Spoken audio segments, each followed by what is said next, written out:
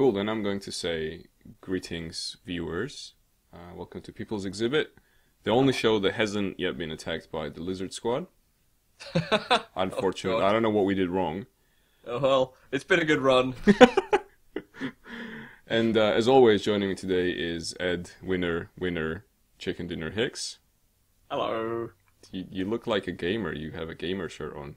Are you a gamer? No, I'm not a gamer. I'm not a consumer. I'm a customer. Right, you're a video game customer. Yeah, I would say so. Okay. Because I buy video games because I'm an adult of money. Adult of money. That's my obviously Adult of money. new band. New Steam handle. I would assume that it's actually not taken, but I don't know. But Cobra Dick Platinum is Cobra taken Dick Platinum is taken now by you. Yeah. This is Ed's new That's Battle my Royale name. coolest, like, alternate name ever. Cobra Dick Platinum. What are we talking about? We're talking about another name which is taken. Taken. No, it's not taken. The name. The name is taken. The name is Devastated Dreams because we like to open with Kickstarter stuff.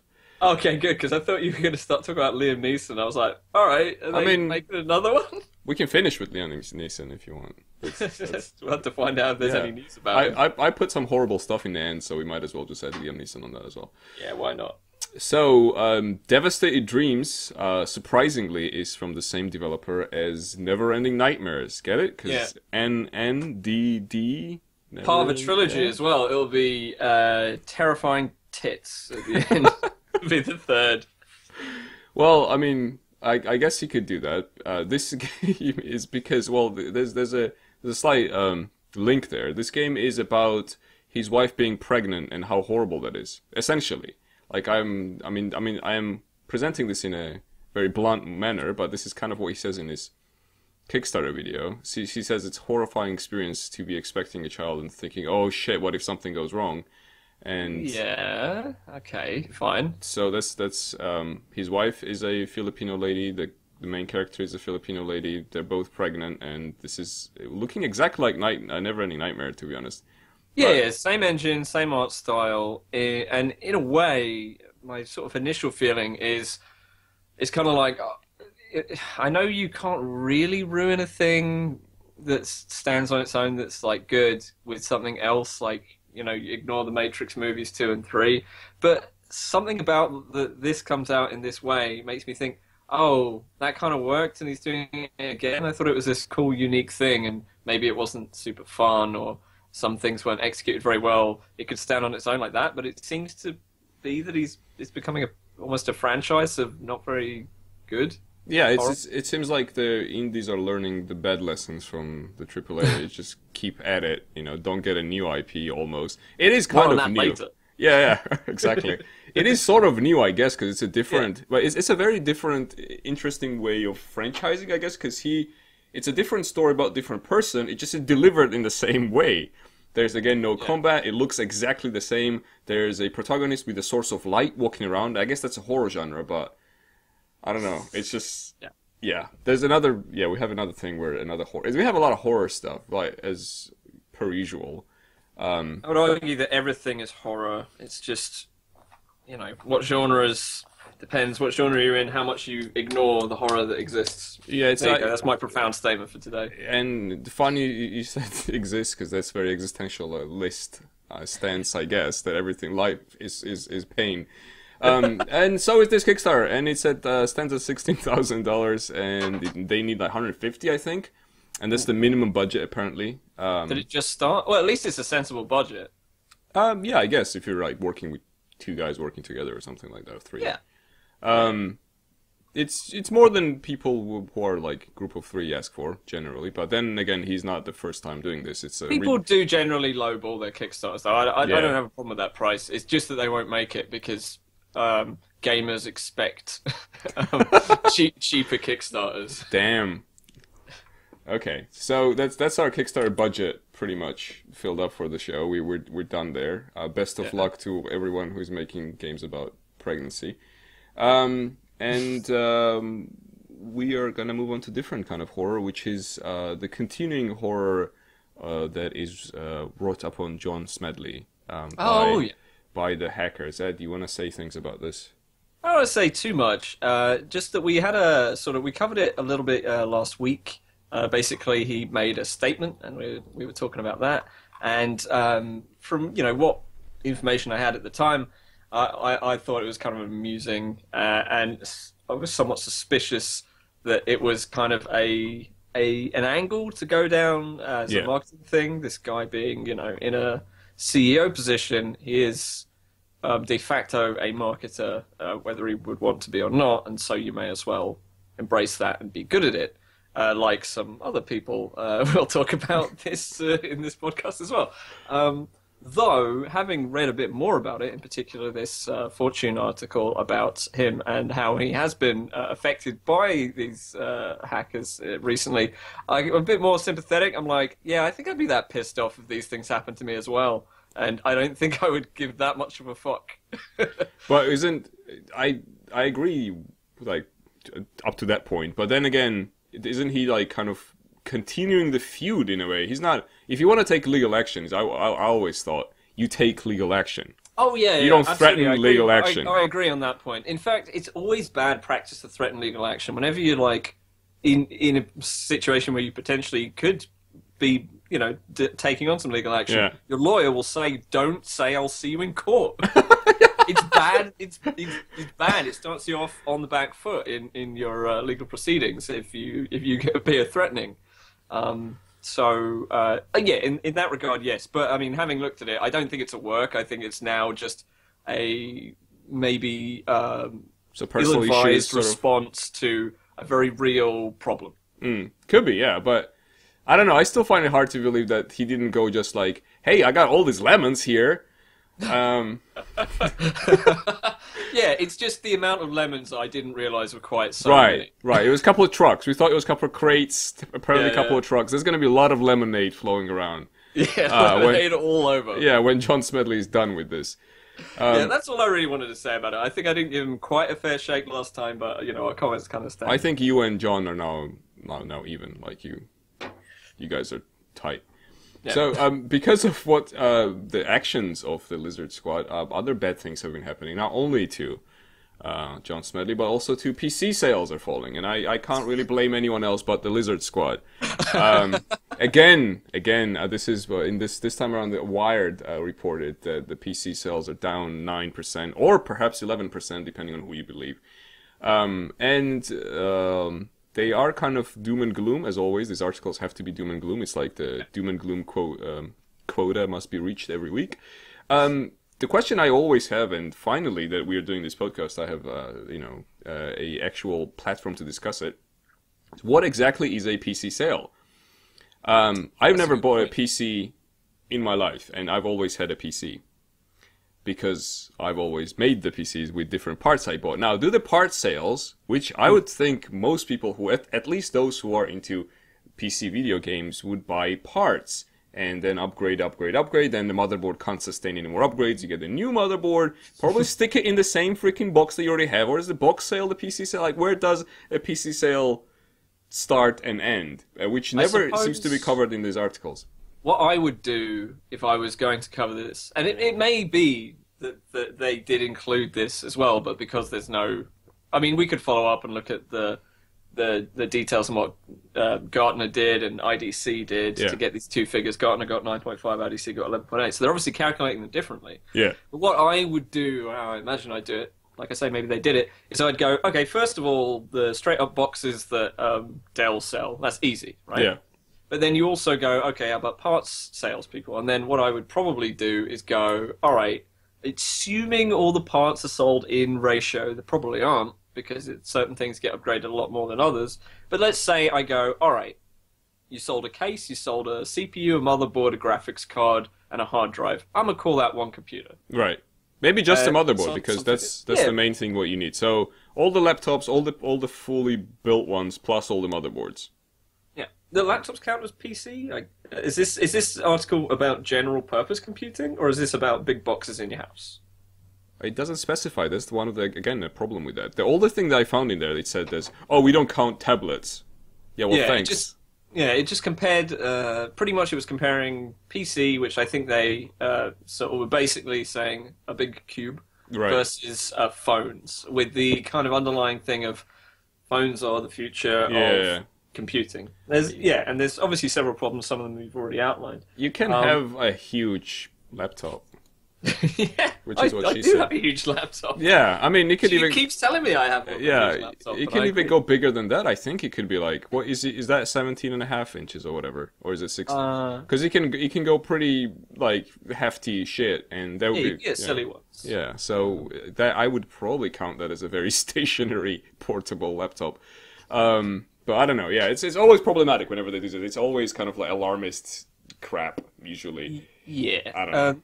One thing that's never addressed in these is what these devices are being used for, and I would argue that there was a time, especially like 90s, early 2000s, where there were lots of tasks done with computers that people would have rather done with something they could walk around with, handheld shit. Yeah. But there's always tasks that are vastly better on something with a desktop and Like other typing. peripherals for input. Yeah, typing, anything, any art stuff. Like, arguably, you can do some art stuff on an iPad, but you don't get. It's not a Wacom. It's not even Yeah. as good as just having a Wacom by itself attached to. It's Like, not even good as paper. it isn't as good as paper. Yeah. But I mean, to an extent, you can do some good art stuff with it, and there is some amazing art done with tablets, but certainly not a phone. And also, yeah, like any of the 3D work I do, for example, you will never, while I'm alive, make a movie on a bunch of phones. It's not going to happen. Like, You can film it nobody on will phones, make a but you can't feature edit it on film. phones. Yeah, you can film Yeah. on a phone, but you can't like make a feature film. Exactly, you can't edit. Yeah. Imagine asking an editor like a professional editor to work on an iPhone to edit a movie. You could even maybe make a shit like little offline on it, and it would be a fun concept app. But it just the fact of it is that it's not really going to be the future of it. And the thing is, I think the future of it's going to be a powerful box somewhere and then streaming. Like, I everything, think yeah. the controller will be your phone, and in a lot of ways the interface, but the raw power will be in a box, and the peripherals, maybe they'll all be kind of Bluetooth connected or Wi-Fi connected or something, but just this idea of like phones versus computers just sounds a bit like, I don't know, Blue it sounds versus like when red. people go so it's like when people go, books are gone, and I'm like, They're gone. right, I they're haven't done. I haven't Like, seen a books have book been- in Books have been dying for how long now? 20 years. There's still newspapers in London. Yeah, I had it's to, fucking like, get rid of horrible.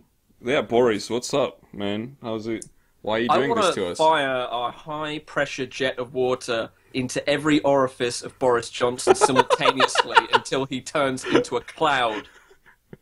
What if he just doesn't get elected anymore? I would be satisfied with that, maybe. Oh, you know what you could do? If you were to put Boris Johnson in this video game, in GTA 5, then you can use this VR set and punch him. That could be a... Yeah, or that. That was, like, kind of stupid. Like, with his, like, VR hand, only thing he can... Anyway, let's just start the story from the very beginning. Some people rigged up GTA 5 to the walking kind of virtual reality contraption. Yeah, what is it called? It's called virtualizer. Virtualizer. Yeah, sounds like a vibrator. I agree. So, and you look like an idiot on it, and but as a result, while wearing also the, I guess, Oculus Shift or something, whatever, on your head. So you're kind of there's a first-person mod for GTA 5. Let's start with Right. that. And now they just connected that to their virtual reality machine, where you can kind of, I guess, be sick while in GTA 5. But additionally, there's a couple of interesting bits that kind of come up in this video in a bit. There's just in the beginning they're just running around like idiots, but then when you get into a car, you actually sit down on the thing, like on this machine. It's got a harness, so it just Yeah. enables you to sit. That's But interesting. it looks extremely uncomfortable, Yeah. especially if you have balls, because it would like cut. Andrew, I have balls. Same, right? But we couldn't use this. No. What? Don't mess with gamers. And one of the guys has like a tiny, tiny wheel that he like does stuff with. I guess controls the car. The other one has a glove Yeah. where he can flip a bird, and the Yeah, other one right. is for punching. Cool. which is an interesting. That's how I use my hands. Yeah, I This wonder. So I want, yeah, I wonder if it actually takes two people to play this way, because one of them seems to be stuck as a driver, another one is the flip the bird guy plus The puncher. classic vehicle team. Yeah, I guess, yeah, the crack detective team of getting wanted stars in GTA 5. It's an interesting concept, but with like any VR stuff, you just end up looking stupid if anyone's in the room. Also, every single VR thing appears to be a proof of concept. Yeah. When it's been this is quite a long hardware hype cycle, and I'm surprised they're still high. I think the hype's gonna start getting sort of down is when they actually release commercial versions and people are gonna be like, oh, that's probably because they haven't really given it to consumers yet. They've given out like free versions essentially to developers. yeah, And now is the punching sequence. And now they're gonna give it to customers and possibly to consumers. Maybe even not want it. Yeah, they don't even want it. They don't want to buy it. And that's, I think, when the hype's gonna die down, because it's finally gonna be like, oh, it is actually what I thought it would, or what I feared it would be. Something that belongs in the science museum. That's it. Exactly. There are like so many cool-looking items that don't really do the job. Yeah. So anyway, that happened. That's there you go. He's punching. He's losing a fight. He's not very good at this VR thing. I love the idea of a VR game where you're always losing a fight. I want to see a line of people queued up, putting the shit on, and be like, "Oh, I'm sorry, man. I'm sorry. Stop." That's what I want to see, not a power fantasy. I want to see this guy beat the shit out of you, and you have to live with it, and then take the thing off and be like, "It was like a horrible dream." And then they have to give you bruises where you got hit, like just force feedback. Yeah, it maps the areas where you got hit, and then you have to go to work looking like that. And how does that make you feel? That's amazing. Well, unfortunately, there's one man who's not returning to work this week, and it's Iwata. He sadness. I actually was somewhat unaware of his existence until everyone said it was a big deal that he died. How about you? Yeah, it's definitely like if you weren't into any Nintendo stuff, into any console stuff, you probably wouldn't ever come across him. So in that way, it makes sense. Very sad. You know, it's always sad when someone dies of cancer. Cancer's horrible. Cure cancer, get on it, etc. Sounds like I wasn't super familiar with him either. I was just sort of tangentially aware of him and things he did, and it sounds like he was a nice person, and not like now he's dead. He's a nice person. It sounds like he was just kind of a nice person, and it's kind of young, and it's kind of sad. Yeah, he did some he was trying very hard to get become a meme in the last few years. I don't know if you've seen those videos where he appeared with those bananas a couple of times, and then he had this video where he's Matrix style fighting. What's his face? Reggie. Reggie. Yeah.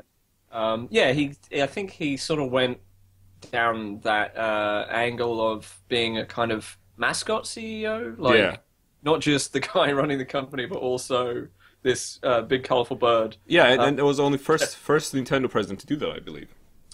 Yeah, I think the guy before that was very standoffish. I can't remember his name. The thing is, most of what I know about the situation and the guy is based off of the Super Best Friend cast and Super Best Friends in general.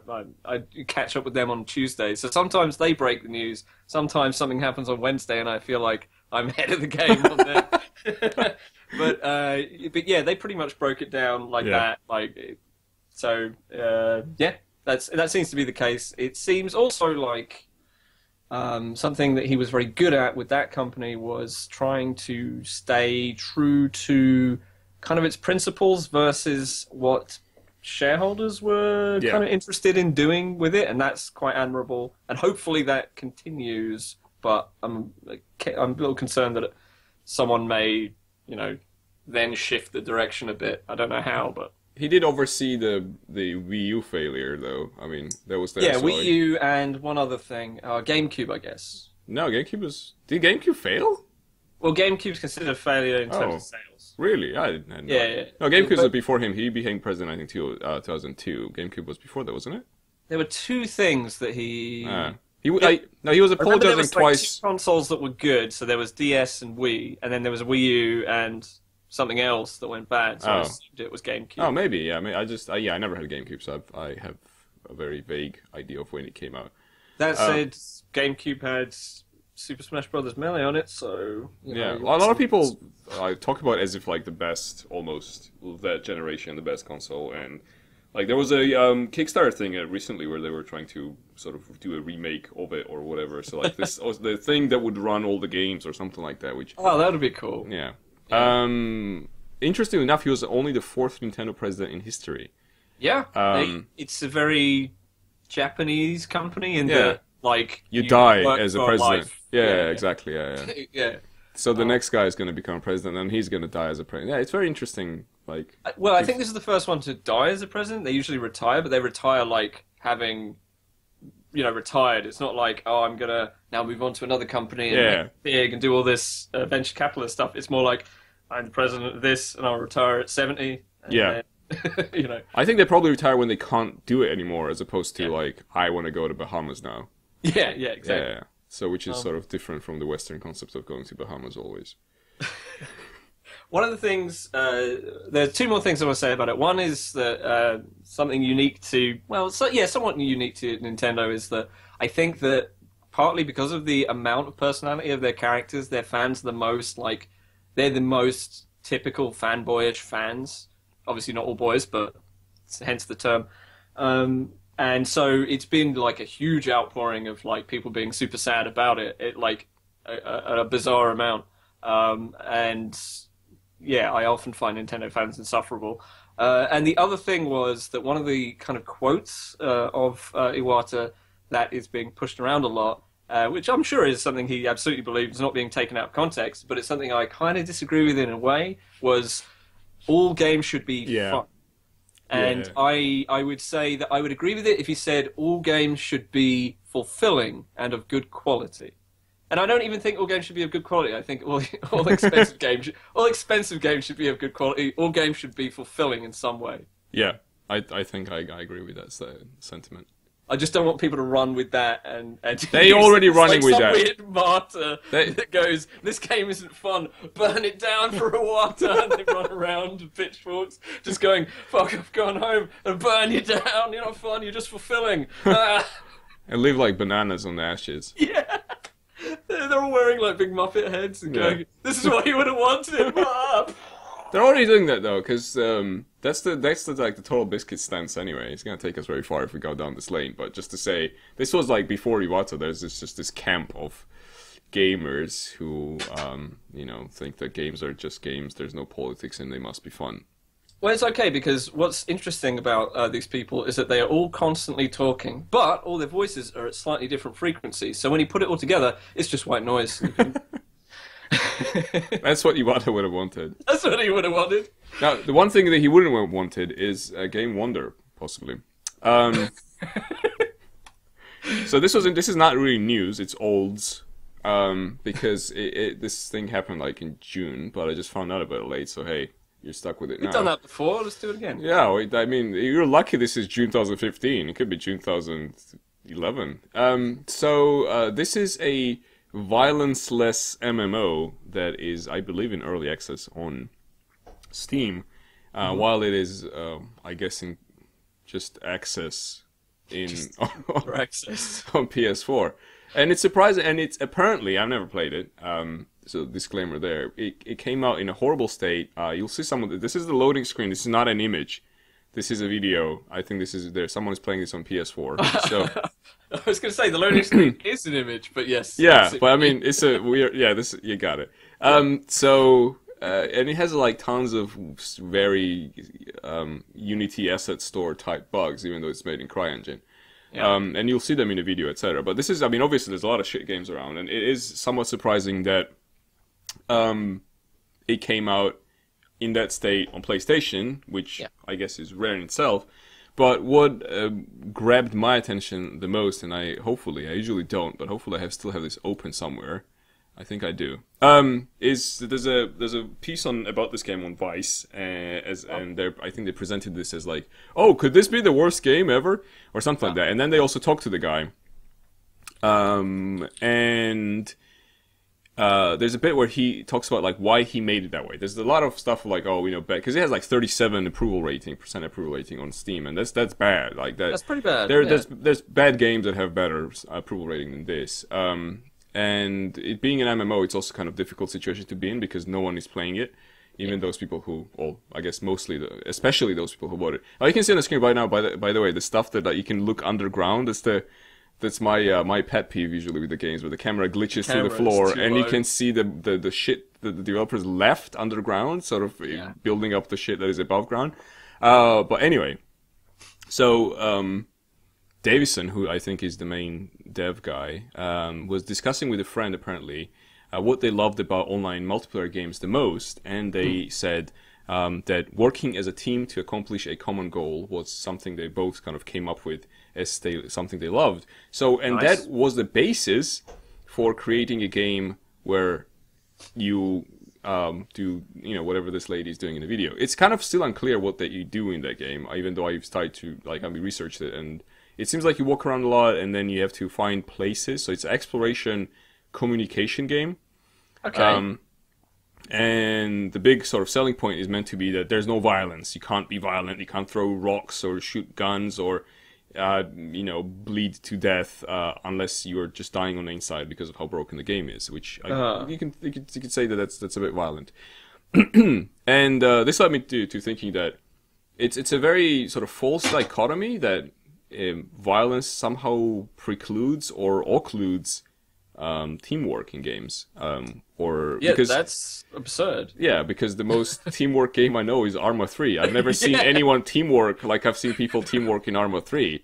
And it's a military simulator. I don't really know. I think it's sort of lack of maybe sort of video game education that people assume that, oh, well, Call of Duty has guns and no teamwork usually because it's just a deathmatch. So that means all games must be with guns, must be like that, or whatever. I don't know.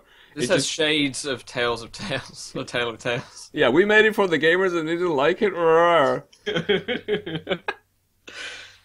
Oh well. This thing also has a on paper, some interesting communication technique where you can't talk to people, even though the game is about communication. I guess they were thinking, oh, you're not just gonna say like dick, fuck.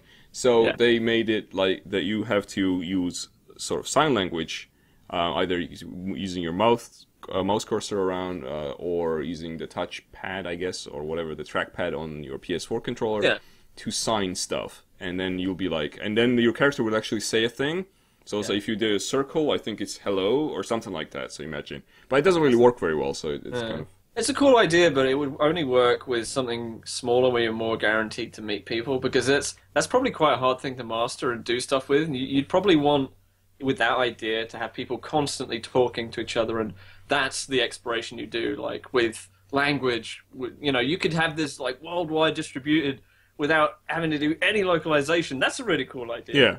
But instead, it's just this big empty place with like terrible nav mesh and bad camera, and apparently no goal or players, which is a shame. And I think what part of the inspiration was Journey, but while Journey isn't an MMO, right? You can't communicate with them. You can see the people there, and you're not meant to communicate with them either. And you are meant to communicate with them. You're just not meant to talk to them. Okay. Because there's a big part of the game, I believe, is because I got it, never played it, but I sort of know a decent bit about it. Is that a big part of the game is you guiding another new player through it, and you realise that one of the people who guided you through it from the beginning was a player. Was a player. Yeah. But you can also do it with unplugging your computer and just play it. Yeah. You don't have to. Yeah, absolutely. Yeah. Yeah. Well, you can't play MMO like that. Big idea. Yeah. So you can't have a single player MMO unless it's Destiny. That's a 0-player MMO. You know it. So, like, having taken that as inspiration is kind of, I guess, it's a neat idea. But again, and the funny thing is about how people equate the video game violence to the violence. It's a whole very old story, and it's probably never going to end. But and then there's always going to be a debate about this. But a lot of the thing is that the humans play games, I think, for a reason, and that reason has to like is embedded in their experience. Even games where like there is no guns, like football or basketball, they are in a way like about things that are actually kind of happening in real life, like competition, for example, like doing better than the other person. Like for example, in basketball, someone blocks your way with their body, and you go past their body. Similar concept to what you do when you play like capture the flag in an FPS. Sure. Etc. I wouldn't say that all games have to have competition. I know that like some people disagree, but I think that's a very common thing that works very well. Could you name some games without competition? I mean real life, not video games. Oh, real life? Yeah. Well, does it still count as competition if you're like co-op versus the board? I think it does. So if you're playing something like that, it depends. Like the issue is with some is that things like board games are before you even begin framed with you're competing kind of thing. Yeah. This is the wacky objective we've come up with. So I don't think it's impossible to have like fun things that you do in real life that aren't competitive, but the vast majority of things are. Yeah, no, I mean, obviously there's tons of fun things without competition. I'm saying, usually like seems like gay. Yeah, you can have that as a competition. You can. Yeah. Anyway. Same with drinking. But generally you don't. But I don't think that you're automatically failed, or you can't make something that people would actually enjoy spending time with. Just because it's just that I don't have like many great examples to hand because I don't think many people spend much time trying to do it. Yeah. But I still don't believe it's impossible. Why they don't? But let's dedicate a special people's exhibit. Where how they do these shows where like, it's just about this theme. So we'll do it there. But I agree with Mikhail in chat. He says that it's a tribal contest. I'm of that similar kind of. What's opinion. a tribal contest? It's when you're in a tribe and you have a contest and like. Yeah, but what are you talking about? We're talking about games equal tribal contest. Every game. Yeah. Well. Most I don't know. There are ones without competition, but I can't think of any right now. Yeah, I mean it's a huge majority. But, yeah, I don't think it's all. So again, we'll dear viewers, we'll return to this in a future special episode of Games Without Competition, People's Exhibit. So but we go to a game with competition. Skullgirls developers are making a new game. Actually, I don't know the title of this game. Do you know? It is called. Pretty accurate. Indivisible. Indivisible. Excellent. Yeah. And it looks very familiar if you ever played Skullgirls, which is a pretty cool fighting game. Yeah. I'm by no means good at it, but I played it for a few hours with my little sister. And that was fun. That's all I can say. And they're making a new one, and this is going to be an action RPG in the same hand-drawn style. Yeah. And they're going to do an Indiegogo campaign. Apparently they're pretty good at Indiegogo campaigns.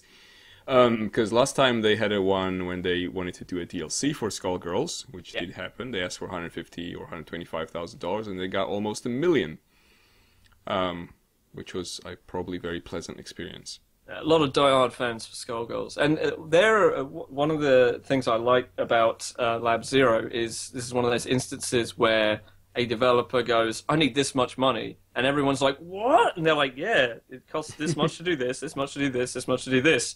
We actually have to, make ends meet. This isn't going to work, and we just lie to you with how much it's going to cost." And then people go, okay, and then they give them way more money than they actually needed. Just be honest about your accounting. It works. Yeah, I'd agree. There's a sequel happening this year. The best sequel of the year. What is it, Ed? Do you know? Best sequel of this year? Come on, best sequel of this year? Oh, God, I know. Yeah, what is it? I know. Say it. I don't want to say it. Say it. No, you have to say it, Ed. Come on. Angry Birds 2. Yes! No. You know what? I know. I spoke to someone today who's working on the trailer. Yeah? How do they feel about that? I can't talk about it. Because it would be a breach of NDA. Well, they already talked to you. I know a bunch of people who are working on it. Excellent. So, obviously, this isn't a surprise that there's another Angry Birds game coming out. They're going to milk that cow until she dies. I'm kind of surprised in a way, because I always thought that phone games were like, you make the game, and that's it. And then you make the money off the game, and there's no need to put any content. I'm surprised there was any in the first place. Well, but then you sell the next one, and you sell the next one, and you sell. It's just a franchise thing again, but just for in a small increments of money because they cost less on phones, I guess. But apparently, this is the Angry Birds game number 15, at least, if you don't count the free versions. And this is the most fascinating part about this news. Whatever, Angry Birds 2. They're angrier, I guess that's the tagline. I'm not even kidding. What? Yeah. They're what they said. Rovio, whatever the name is, Rovio, I think, said that they only said it will be bigger, better, and birdier. Not angrier. Sorry, I made it up. So. Birdier. Birdier. I thought it was angrier. Looking forward to Angry Birds Tokyo Drift. Yeah, same here. But what I wanted to do is take us down the memory lane and go through all the 15 sequels of Angry Birds. I'm not going to show you all the images because they all look the same. I didn't really. I considered it. It's just the same eyebrow. It's the same eyebrow birds. But here are the titles. Let's go. So there was the original Angry Birds. You've heard about this. Then there was Angry Birds Seasons. Then there were Angry Birds Rio. Then Angry Birds France. Followed by Angry Birds Space. Followed by Angry Birds Star Wars. Space, Star Wars, get it? Makes sense. Angry Birds Star Wars 2. Then came Angry Birds Transformers. Then it was Angry Birds Go! Exclamation mark. Angry Birds Avengers? No, after that Angry it was... Birds Lego? No, come on. Angry Birds Epic after Go, obviously. Then Angry Birds Fight! Exclamation mark. Angry Birds Stella. I guess they were selling beer. Then there was Angry Birds Stella Pop! Exclamation mark. There was followed by Bad Piggies. And the upcoming sequel, which is not Angry Birds 2, before Angry Birds 2, is going to be called Angry Birds Under Pigstruction. Yeah. Pigstruction. I hope someone was fucking fired. Or hired. This could be in their CV. Like, if you hire me, I would like to say... a PMC as a fucking torturer. Jesus. Pretty good, right? I think, I love it. And then they're just like, Angry Birds 2. This is the equivalent of going, oh yeah, all that old Star Wars shit, just forget it. It's non-canon. Yeah. It's Angry Birds 2. Thanks for the money, Bo. Yeah, by the way. This leads us straight into the horror territory of today's show. This is a strange horror game that Ed told me about like an hour ago, I think. Where after this is in alpha still, so it looks like a normal horror game where it's dark and you crawl around and there's like there's a protagonist sort of with a source of light, also a player. So it's a multiplayer horror game. Ah yes. Or interesting, called Flock. It's called Flock, or The Flock maybe. Yeah, The Flock. And it's in alpha right now, but when it is fully released, it will have a limited amount of lives that its denizens can have, after which the game will end. It's very Molyneux, isn't it? Yeah, it is pretty Molyneux. Yeah. Shame that it looks kind of crap. Yeah, I think it's kind of a cool idea. I like that a lot. I like permanence a lot in general. It's just that in practice, a lot of the time, it's shit. Yeah. It does seem that way. So yeah, it's like you're playing as one of you gets the torch essentially, and is this made in Source? Could be. It looks like Left 4 Dead. Sorry, yeah, it looks a bit. Then that guy becomes the carrier because you carry the torch. Get it? Yeah. And the other ones need to kill you, but you kill them by shining light on them. And when you jump around, your arms stick out like you are a stick figure, and the limited lives, and then game ends. But they'll show you a cutscene in the end or something like that, I think. So, I mean, I guess it's kind of interesting. Sounds really good on paper. Yeah, doesn't look that good on screen. But I think shining light at someone to damage them, the issue with that is it's like, okay, it is a gun, really. Yep. But guns feel good. Yeah. Whereas shining a light and someone gradually losing health doesn't feel good. Because if the whole point of it is to make you powerful, then it should make you powerful. It shouldn't. Because the point of giving someone a light and nothing else is to make them feel weak. And this is sort of trying to do two things and failing both kind of thing. Yeah, I think that's a very good analysis of what's going on in the Flock. But cool ideas, please continue exploring cool ideas and failing so that we all learn why and how. And yeah, and it's you failing, not us, so that's always much. Yeah. I want to learn from your mistakes like a wise man. Excellent. Here's a real life horror. This is not a video game. This is a drone. Oh, I thought you were going to go to the egg thing. I'm going to the egg thing. Come on, spoilers, Jesus. Oh shit. This had to happen. I saw this actually randomly before you linked it in the document. Someone attached a handgun to a drone, and they're firing it in the forest. So I should have said from flock to Glock, but I failed. That's beautiful. Okay, so the thing I found out about this, was it a Vice article? Is probably the most frightening thing about this is that the owner of this video is apparently known and has already had run-ins with the law by endangering people with drones. And I feel like this is one of those things where we're going to laugh at this today, and then in a few weeks or next year or something, funeral exhibit. Yeah, we're going to be going. Remember the drone? You remember the drone guy? Yeah, he's in prison. He's in drone prison. It's a blank prison full of Glocks and blades, and he's there now because he killed 4,000 people, and they were all women. Hey, but this was not a misogynist crime. No, it wasn't. Yeah, it was a gamer's act of protest. It was just random, you know. Yeah. It was two to the power of 5,000 chance. Yeah. Whatever. But horror continues. Horror never sleeps, and here is Backstreet Boys making a movie, a zombie movie. Let me tell you what, Andrew. Yeah. You don't know this. Maybe. Yeah, I don't. This is so. You're saying this is Backstreet Boys in sync? Was it making a movie? They're together, yeah. A zombie western, right? Yeah, they are. Do you think that they're thinking this is an original idea? Well, I know what you're gonna tell me. You're gonna tell me you know people who are working on this movie.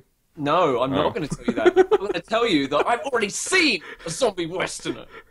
Undead or alive. And it's shit. It's really bad. I mean, compared to this, it's probably pretty good. Just saying. Obviously, this is not video game news, but it's hilarious. We just ventured into territory of no video game views now, and it's too late, so we're going to continue or march on.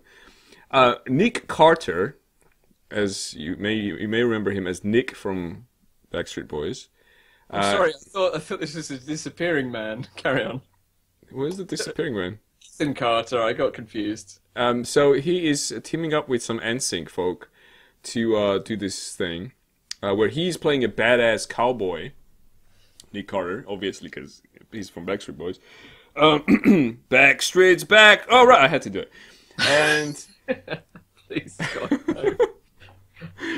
But it was even funny. It got even funnier recently, because he also asked the One Direction dude to be his kid brother in the movie. So it's gonna be, if this works out, guys, it's gonna be Backstreet Boys, NSYNC, and One Direction in the same zombie cowboy movie.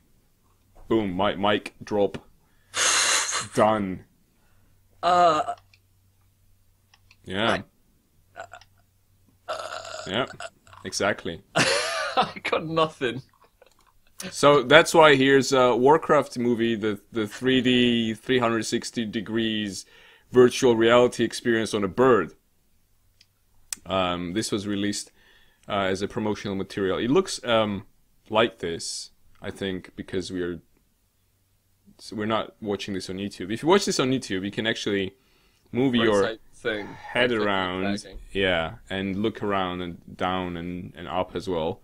You can see all these horribly stretched projections. It looks really shit, to be honest. I was not impressed. Yeah, it doesn't look good. That's all. Warcraft, the movie, is, by the way, being made by, I believe, David Bowie's only son. The guy who made Moon, right? Moon and Source Code, which was far worse than Moon. Source Code. That was one of those movies with the poster with the guy with the gun, and I was like, "Cool, you're one of those." Yeah, David, do you know the concept and whatever of this? Have you seen Source Code? It's actually much more convoluted than I gave it credit for, wasn't it?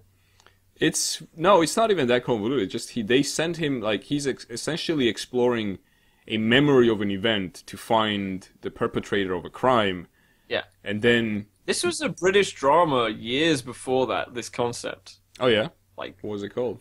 15 years ago. I can't even remember the name of it. I just caught like a random bit of it.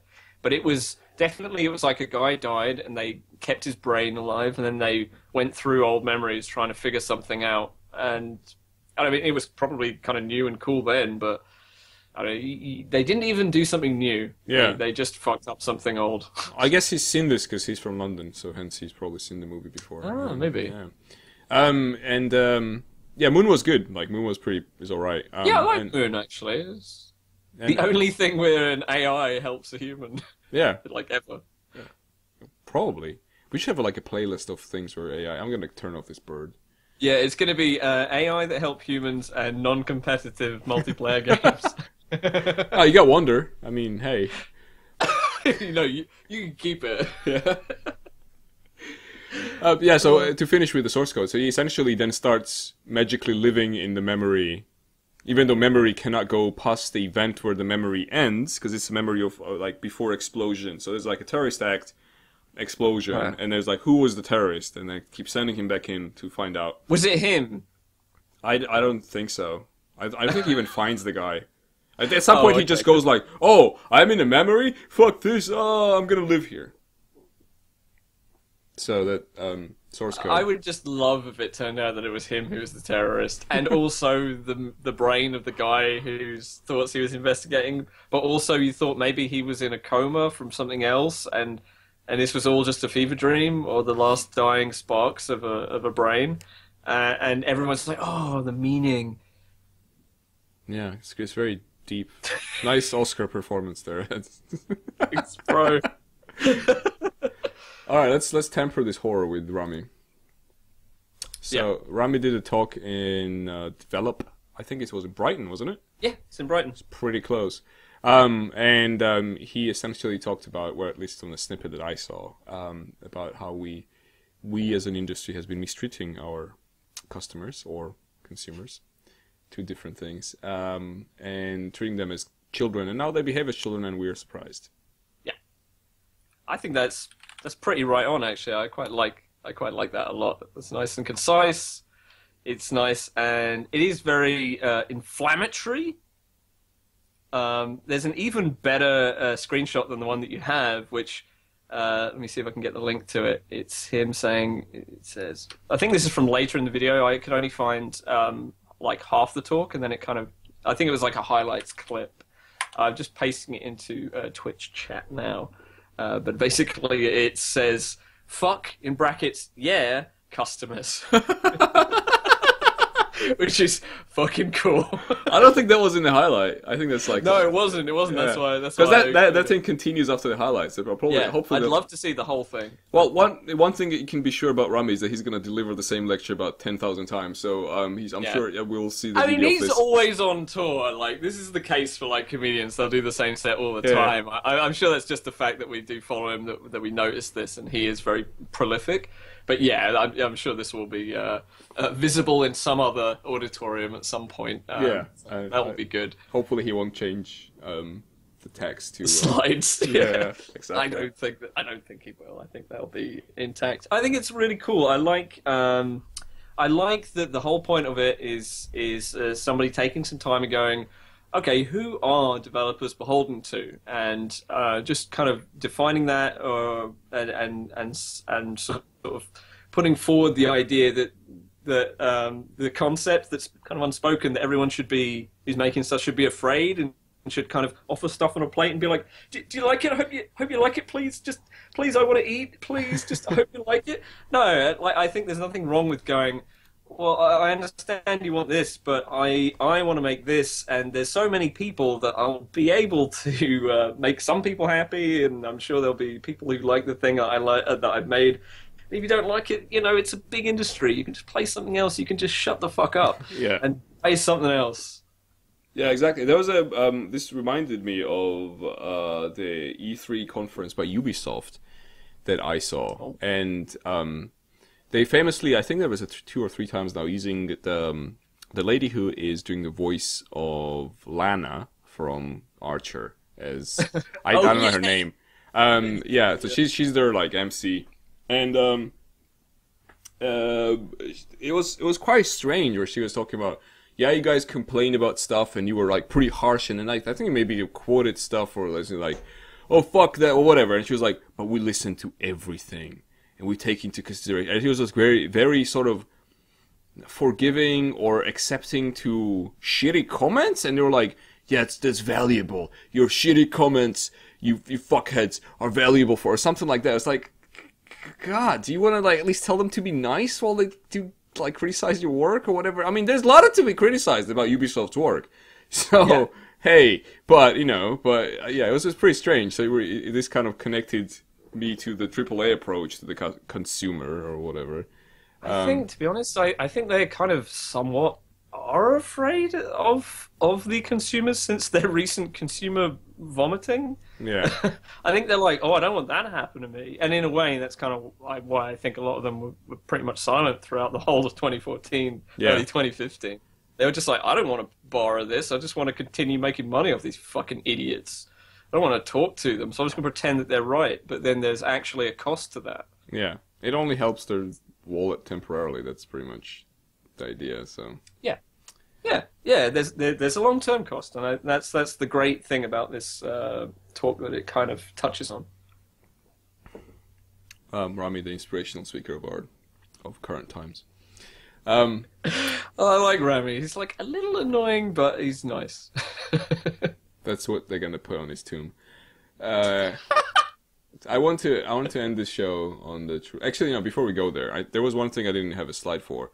There's a lot of hacking going around for the people in the Street Fighter circle. Yeah, I brought this up. Are they fine now? I think, I think they got their accounts back and stuff, and I don't know. It just seemed to be that, I think there was another one as well. I think there were 3 people who ended up getting hacked: Gutex, Jabali of CEO competition, and some other guy, I can't remember exactly who, but all kind of prominent Street Fighter fighting game people. I think Jabali's generally just a tournament organizer, so not strictly Street Fighter, but it was just odd. I think it just like a rash of it. I imagine it was somewhat random. That said, it is Evo week, and that's happening this weekend, so it will be the biggest fighting game competition in the world, hosted in Las Vegas, and people from all the way around the world are going to be over there to compete. So it's kind of awkward timing, but I can't think of a conspiracy, so I don't think it's connected. It doesn't make any sense. Do you think Las Vegas hacked them? Las Vegas hacked them for their water. Yeah. I don't know, but yeah, it's just a bit shitty, and I just happened to notice it on Twitter. So also, another thing that I didn't put on there, but Mozilla just went, yeah, fuck Flash, because it's so horribly insecure, and I think it was related. I have a suspicion that this was related to an exploit based on current Flash, and they're not using two-factor authentication, or these individuals not using two-factor authentication, hence why they did end up getting hacked. But Mozilla pretty much said, fuck Flash. So they kind of joined Apple in this, said, listen, Adobe, there's no point, irrelevant software, fuck you, fuck off. A Facebook technical officer, I believe, also said a similar thing, like, fuck this, fuck everyone, fuck Flash, and they're right. Didn't Google also do that a long time ago, to switch to HTML5 stuff? I think, well, the thing is that YouTube is still on Chrome, like doesn't work in half Flash. and half. It doesn't work on Flash on Chrome, though, does it? Oh, really? Yeah, you don't use Chrome, I know, but as far as I know, that you can't do that anymore, so you have to So that's been hard switched off? Yeah, if you're using that browser. But there's still a couple of browsers going around which use Flash for YouTube, for example. So I was under the impression that it was kind of like a process that they were rolling out HTML5 version of the player and all that, but like parts of YouTube were still stuck in kind of Flash town. But I think for those specific browsers that are still supporting Flash or whatever, I think that's how it works. So it's not completely disabled for YouTube, like on their end. Yeah. But Chrome doesn't. But okay, so maybe it's a per browser thing. Either way, it seems that it's on the way out, and of all the things that Adobe makes, and this is including their updating software, Flash is probably the worst. Yeah. It's like amazing stuff's come out of Flash. When it was new, it was great, and That was 15 years ago. Yeah, it was 15 years ago. I mean, I was in high school. There's plenty of software things that are still in use from 15 years ago, like C++, etc., whatever. But those are secure. I have Microsoft DOS on my computer. Yeah, like those. The thing is that Adobe is famously like never had really much of a customer service thing. No, it's very hard to talk to them in any way. They don't like that. Yeah, and they're pretty, I don't know, I guess rigid, and they like to update Adobe Acrobat for some fucking reason every 2 days. Today was prompted to update it. Yeah, I did it just before the stream. Yeah, just in case we need it. Yeah, the thing is, I feel like if they didn't have Photoshop,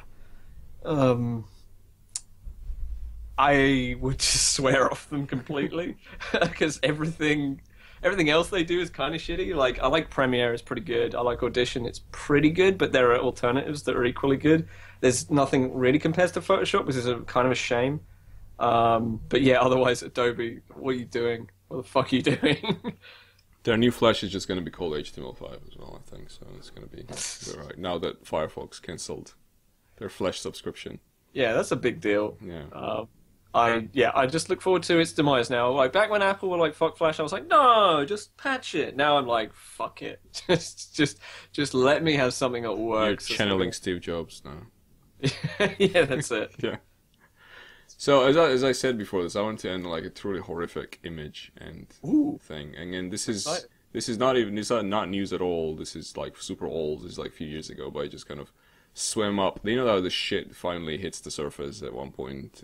When it releases itself from the nethers of the lightless depth, and it comes to the surface. And this is it. This is the future today. A Rollo Egg making machine, which came to my attention because I follow Oglaf, the person who runs Oglaf and makes Oglaf, the two of them, on Twitter. And then someone said they have this thing where there's like two dwarves that make horrible sex toys. And they have a very bad understanding of human sexuality, and so they make horrible sex toys. And to that person who was commenting, this seemed like something that those dwarves would have made, and I thought it's a great note to finish our show on. So this is an egg frying machine shaped vaguely like fleshlight or Autoblow. It's made of silicon.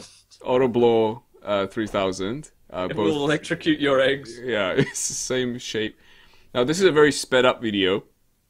It takes about 2 minutes for this contraption to heat up and go from red light to green light, where it's ready to cook your eggs. Literally. And a further 8 minutes to cook the eggs. And further 8 minutes to cook your eggs that will slowly emerge from the device, shaped not vaguely, but almost directly like a penis. Even similar color, depending on your race, of course, but still. What? It's a bodily color. It's like a PSA. Flesh. If your willy looks like that, you need to go to a doctor immediately. Hey, I don't know what color your willy is, but like this is flesh color. This looks like skin color, Look, look how beautiful. This is like how God intended penis. No, that's not true. And it's made of eggs, sort of, eggs, whatever. Anyway. Hope you guys enjoyed today's show, and found it very educational as always. If you're watching on this YouTube, please click the relevant buttons, and we go live every Thursday with contraptions like these, at 10 p.m. BST. And if you want to watch it live, we'll see you then. May the Rollo Egg be with you. May Shai-Hulud Egg be with you. Bye. Bye. Oh, good stuff. We cooked that egg. We cooked that egg just right. Just the way you love it.